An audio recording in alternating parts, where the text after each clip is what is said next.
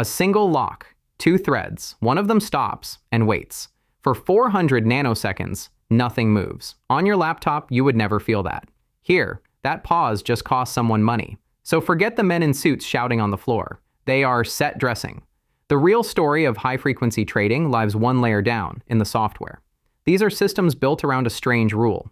A single pause from the garbage collector or a single lock handed between 2 threads is not treated as a bug. It is a line on a loss report, measured in microseconds. And watch how the engineers here respond to a rule like that. When the engineers here needed to go faster, they did not add more machinery. They took it away. The fix for speed was to delete the very thing everyone else reaches for. Let me show you the 2 enemies first, and then how they killed them. Every low-latency system fights the same pair. The first enemy is the lock. A lock is how 2 threads take turns. When one thread is writing to a shared piece of memory, it holds a lock, so a second thread cannot reach in mid-write and read back garbage.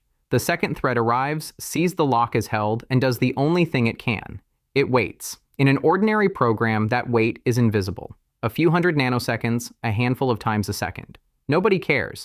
But turn up the volume. Millions of operations every second, a budget measured in microseconds, and every one of those tiny waits turns into a delay you cannot predict and did not schedule. Picture the exact moment it goes wrong. A new price arrives. The one thread that should act on it instantly is frozen, holding for a lock that another thread has not released yet. By the time it wakes up, the price has already moved, and the trade that was worth taking a microsecond ago is now worth nothing. You cannot predict when a thread will stall or for how long. And in this business, unpredictable is just another word for expensive.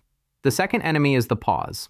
Most modern languages manage memory for you with a garbage collector. It is a background process that every so often stops your program, walks through memory, and cleans up what you no longer need. It is convenient. It is also a guest that decides, entirely on its own, when to freeze everything you are doing. Usually the freeze lasts a millisecond or 2. Usually you never notice. But a millisecond in here is an eternity, and usually is not a word you can put in a contract. So the first solution is blunt. Get rid of the garbage collector entirely. A whole class of these systems is written in languages that never pause to clean, because they never handed off the cleaning in the first place. The programmer manages the memory by hand, deciding exactly when every byte is claimed and released. It is more work. It is far easier to get wrong. But in exchange, you buy something priceless. There is no invisible guest. Nothing freezes on a schedule you do not control. The memory behaves so predictably that there is simply no pause left to manage. MacroLens runs on the people who back it. If these teardowns are worth something to you, there is a Patreon linked below. That is the whole pitch. And this idea traveled a lot further than a trading desk. Somewhere out there, someone looked at this philosophy and asked a heretical question. What if a database, the most boring, most trusted piece of software in the entire building, were built this way from its very first line? No garbage collector, no pauses, predictable down to the byte. Hold that thought, because someone did build exactly that.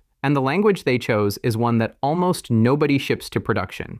We come back to it at the end. That handles the pauses. But the locks are still there. 2 threads, still taking turns, still occasionally frozen, waiting on each other. And the obvious fix, the one your instinct reaches for, is to add more threads. More workers, more parallel lanes, more speed. Right? Wrong. And this is the part that breaks people's intuition. The fastest of these systems went the other way. They collapsed all the work onto a single thread. One thread doing everything in order. No locks, because there is no second thread to coordinate with, nothing to wait for. The waiting wasn't slow, it just shouldn't have been there in the first place. It sounds insane. 1 core, in a machine with dozens, carrying the entire load. But think about what the lock actually was. It was overhead you paid for the privilege of sharing. Remove the sharing, and the overhead vanishes with it. A single thread that never stops to coordinate will outrun a crowd of threads that spend most of their time waiting on each other. And there is a specific design that made this idea famous. A named pattern published years ago by a trading firm out of London that engineers still argue about today. It has a shape, a ring of memory that data flows around, forever with a single writer. It is genuinely beautiful. I am not going to take it apart here. It has earned its own story. Now, you are almost certainly never going to write code for a trading firm. So why should any of this matter to you? Because these 2 moves, kill the garbage collector, kill the locks, are far too useful to stay in finance. Wall Street couldn't keep them contained. The game engine rendering the frame in front of you fights the exact same garbage collector pause, because a frame that arrives late is a stutter you can see with your own eyes.